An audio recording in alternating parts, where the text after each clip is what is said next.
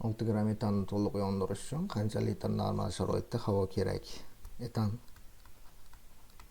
yondirildi, hosil bo'ldi. Karbonat angidrid va suv reaksiyani tenglashtiramiz. 2, 3, 3,5. 6 gram etan massasi 30, o'sha vaqtda 3,5 mol kerak ekan. Moldan ketsak osonroq hisob kitob qilishimiz. 1/5 nisbatda bu yoqda chiqadi 0,7. Biz bilamizki, havoning tarkibida, masalan, shartnoma aytib qo'ydik, 0,2 ulush kislorodga tegishli, 0,8 ulushi azotga tegishli bo'ladi, jami bir qism deb olsak. O'sha kislorodga tegishli bo'lgan qismi 0,7 ga teng ekan.